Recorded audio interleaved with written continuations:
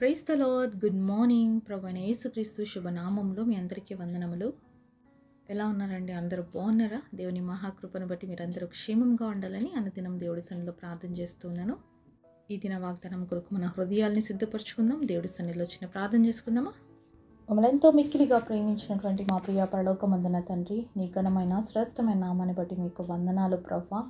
ఉదయకాల సమయంలో మరొక దినాన్ని మాకు ఇచ్చావు తండ్రి, మీకు స్తోత్రాలు. నీ మాటలు మాకు వినిపింప చేయండి, నీ చిత్తాన్ని మాకు తెలియచేయండి. మా జీవితంలో తండ్రి ఆధ్యాత్మిక దిశలో మేము పయనించడానికి కావాల్సిన మీ శక్తిని కృపను మా అందరికీ ఇవ్వమని యేసు నామములో ప్రార్థిస్తున్నాము తండ్రి, ఆమేన్. ఈరోజు దేవుని వాగ్దానము 2 కొరింథీయులకు రాసిన పత్రిక 13వ అధ్యాయము 5వ వచనం. మీరు విశ్వాసం గలవారై ఉన్నారో లేదో మిమ్మును మీరే శోధించుకుని చూచుకొనుడి, మిమ్మును మీరే పరీక్షించుకొనుడి. 2 Corinthians chapter 13 verse 5. Examine yourselves whether you be in the faith, prove your own selves. దేవుడు ఇచ్చినటువంటి అద్భుతమైన మాట మనందరి జీవితంలో నెరవేర్చబడును కాక, ఆమేన్. ఉదయకాల సమయంలో దేవుడి మాట మనల్ని అందరినీ ప్రశ్నిస్తూ ఉందండి. ఏమని ప్రశ్నిస్తుంది తెలుసా? మీరు విశ్వాసం గలవారై ఉన్నారు లేదో మిమ్మల్ని మీరే శోధించుకోండి అని చెప్తుంది. ఇంకొక మాట ఏంటంటే మిమ్మల్ని మీరే పరీక్షించుకోండి. ఒకటి శోధించుకోవాలి, రెండవది పరీక్షించుకోవాలి. శోధించడం అంటే కంప్లీట్గా అనలైజ్ చేసుకోవాలి, మనల్ని మనం చూసుకోవాలి, ఏ పరిస్థితిలో ఎలా ఉన్నామో అని, అలాగే ఎలాంటి పరిస్థితులు వచ్చినప్పుడు మనం ఎలా రియాక్ట్ అయ్యాము, అలాగే ఏ విధంగా జీవిస్తున్నాము ఆ పరిస్థితుల్లో, అవన్నీ కూడా మనల్ని మనం ఒకసారి పరిశోధించుకోవాలి. Whether we are in the perfect condition or not అనేది. పరీక్ష అంటే టెస్ట్ మాత్రమే, అంటే కొన్ని వస్తాయి పరిస్థితులు, వాటిలో మనం పాస్ అయ్యామా ఫెయిల్ అయ్యామా అది మాత్రం టెస్ట్. కానీ శోధించుకోవడం అలాది కాదనమాట. ప్రతి విషయంలో మనల్ని మనం సరి చేసుకుంటూ చూసుకుంటూ రావాలి. పరీక్ష అనేది మనకు వచ్చిన పరిస్థితుల్లో మనం ఏ విధంగా ఉన్నాము అనేది మాత్రమే మనకి అర్థమయ్యే విధంగా చేస్తుందన్నమాట. ఒకసారి సమయం ఉన్నప్పుడు కొంచెం కూర్చొని ఆలోచిద్దాం. ఎక్కడెక్కడ నా విశ్వాస జీవితంలో నేను పడిపోతూ వస్తున్నాను, ఎక్కడ నేను దేవుడి పైన ఆధారపడలేకపోతున్నాను, ఏ సిచ్యుయేషన్స్లో నేను దేవుడి కంటే కూడా మనుషుల పైనలో లేకపోతే పరిస్థితుల పైననో నా శక్తి పైన నేను ఆధారపడుతున్నానని మనల్ని పరీక్షించుకోవాలి. ఒకవేళ ఎక్కడైనా మన జీవితంలో మనం దేవుడి మీద కాకుండా పరిస్థితుల మీద, మన శక్తి మీద, మన జ్ఞానం మీద మనం ఆధారపడుతున్నట్లయితే ఈరోజు వాటిని మన జీవితంలో నుంచి తీసేసుకొని కంప్లీట్గా దేవుడి పైన ఆధారపడే విధంగా మనల్ని మనం మలుచుకోవాలి. కొన్నిసార్లు టెస్టింగ్స్ టైమ్స్ గుండా వెళ్తుంటాం, ట్రయల్స్ ఉంటాయి మన జీవితంలో. అలాంటి సమయంలో మనం ఏం చేయాలంటే నిలబడగలగాలి. పరీక్ష వచ్చినప్పుడు మరి చాలామంది ఎగ్జామ్స్ అంటే భయపడుతూ ఉంటారు. ఎగ్జామ్స్ రాసేకి ఎందుకు భయపడతారు? ఎగ్జామ్స్ రాయడానికి అంటే మరి ఇయర్ అంతా కూడా కష్టపడి చదవకపోవడం ఒకటి, అంతేకాకుండా ఏదో సడన్గా ఒక అనారోగ్యాన్ని బట్టి రావడం బట్టి వాళ్ళు చదవకపోవడాన్ని బట్టో, లేకపోతే కొంతమంది సమయం అంతా కూడా మరి వృధాగా గడిపి ఏదో ఒక గంట సేపు కూర్చొని చదవడం వల్ల, ఇలా ఎన్నో పరిస్థితులు ఉంటాయి ఎగ్జామ్స్ రాయడానికి భయపడడానికి రీజన్స్. మరి వాళ్ళు ఎగ్జామ్స్ రాసేకి భయపడతారు. కానీ కష్టపడి చదివిన వాళ్ళు, ఫస్ట్ నుంచి కూడా బాగా ప్రిపేర్ అయి ఉన్న వాళ్ళు అయితే ఏమి ఎగ్జామ్స్ రాయడానికి భయపడరు. అలాగే మనం విశ్వాస జీవితంలో కష్టాలు వచ్చినప్పుడు భయపడుతున్నాము, కష్టాలు వచ్చినప్పుడు పరుగులు తీస్తున్నాము అంటే మన విశ్వాస జీవితంలో మనం ఏ విధంగా ఉన్నామంటే ఒక కాన్స్టెంట్నెస్ లేదనమాట. అంటే దేవుని విడిచిపెట్టి బ్రతుకుతున్నాము. అవసరం వచ్చినప్పుడు దేవుడి దగ్గరకు వస్తాము, అవసరం లేనప్పుడు మళ్ళీ మన లోకపు స్థితి, యథాస్థితి అనమాట. అంటే పరీక్షలు వచ్చినప్పుడు పిల్లలు భయపడి పుస్తకాలు పట్టుకొని చదివినట్లుగా పరిస్థితులు, కష్టాలు, ఇబ్బందులు వచ్చినప్పుడు మాత్రమే దేవుడి పాదాల చెంత ఉండి మిగతా సమయం అంతా కూడా, మిగతా సమయాలన్నింటినీ కూడా దేవుడికి దూరంగా జీవించే విధానం అనమాట. మరి విశ్వాసంలో నిలకడగా ఉండే వాళ్ళని మనం చూస్తే నిజంగా చాలా ఆశ్చర్యం వేస్తుంది. అబ్రహాం జీవితంలో కావచ్చు, నోవాహు జీవితంలో కావచ్చు, అలాగే యోసేపు జీవితంలో కావచ్చు, యాకోబు జీవితంలో, వీళ్ళందరూ కూడా విశ్వాసంలో నిలబడినారు. ఎందుకంటే వాళ్ళ జీవితంలో అనేకమైన పరిస్థితులు వచ్చినాయి, అనేకమైనటువంటి ఇబ్బందులు వచ్చాయి, అనేకమైన ఉడుదుడుకులు వచ్చినాయి. కానీ ఎక్కడ కూడా ఆ పరిస్థితుల్లో వాళ్ళు వెనదిరగకుండా ముందుకే సాగగలిగారు. వాళ్ళ జీవితంలో తప్పులు జరగలేదా అంటే జరుగున్నాయి, అయినప్పటికీ కూడా వాటిని సరి చేసుకుంటూ ముందుకు సాగారనమాట. తప్పులు ప్రతి ఒక్కరం చేస్తామండి, కానీ అది దేవుడి సన్నిధిలో సరి చేసుకోవడం అనేది చాలా అవసరం. ప్రతిరోజు విశ్వాసికి పోరాటమే. ఎందుకంటే క్రైస్తవ జీవితం అనేది ఒక ఆర్డినరీ జీవితం కాదు. ఇది ఎక్స్ట్రార్డినరీ జీవితం కాబట్టి ప్రతిరోజు ముళ్ళబాట అనమాట. ఇది పూలబాట మాత్రం అస్సలు కాదండి. యేసుప్రభు మార్గం అనేది ముళ్ళబాట. ఇది ఇరుకైన మార్గం. అందుకే దీంట్లో చాలా తక్కువ మంది మాత్రమే నడవగలుగుతారు. అందరూ నడవరు. విశాలమైన మార్గం ఉంది. సాతాన్ మార్గం అందరికీ అది నచ్చుతుంది. అందరూ దాంట్లో పడి వెళ్తారు. కానీ యేసుప్రభు మార్గంలో చాలా ఇరుకైన మార్గం కాబట్టి, చాలా కష్టాలు పడి వెళ్ళవలసిన మార్గం కాబట్టి దీంట్లో నడిచే వాళ్ళు చాలా తక్కువ మంది మాత్రమే ఉంటారు. ఈరోజు మనం విశ్వాసులు అని అనిపించుకోవాలి అంటే ముందుకు మనకు ఒక అర్హత ఉండాలన్నమాట.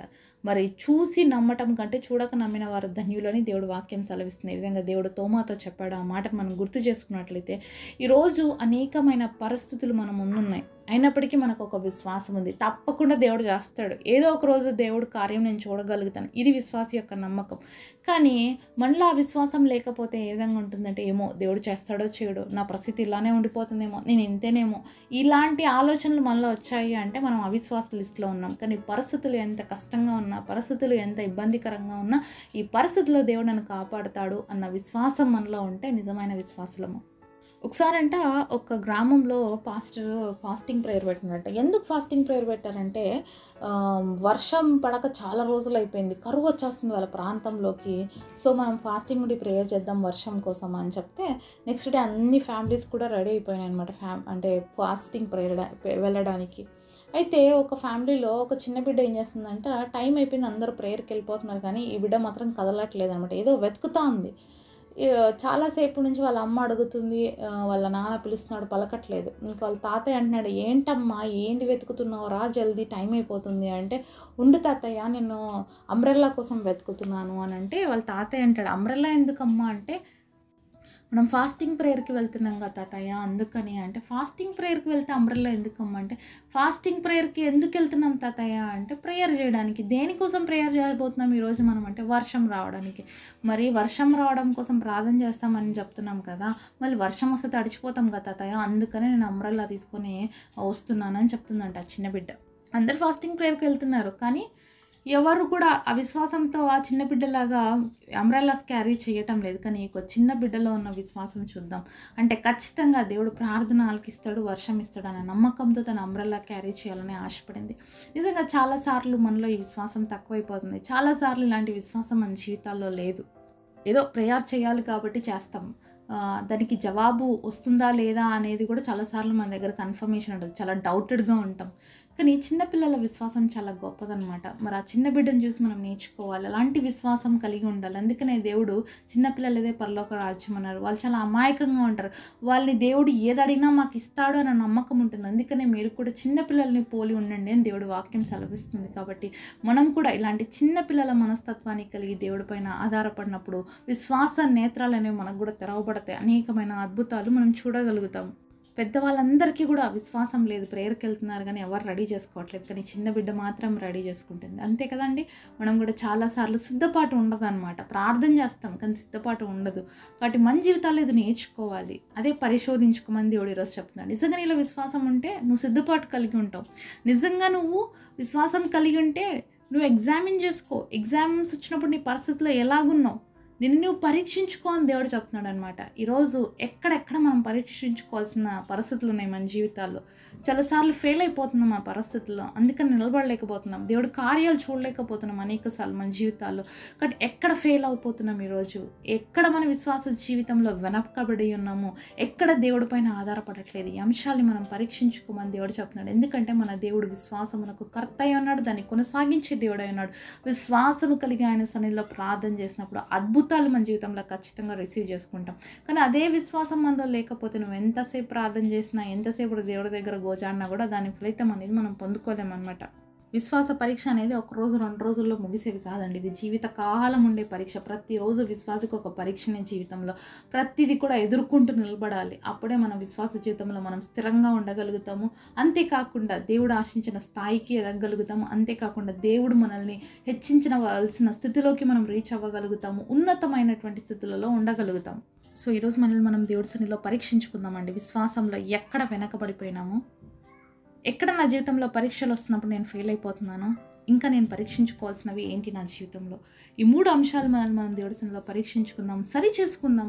విశ్వాస జీవితంలో ఆత్మీయంగా, నమ్మకంగా ముందుకు సాగుదాము. అట్టి జీవితమును దేవుడు మనందరికీ దయచేయునుగాక.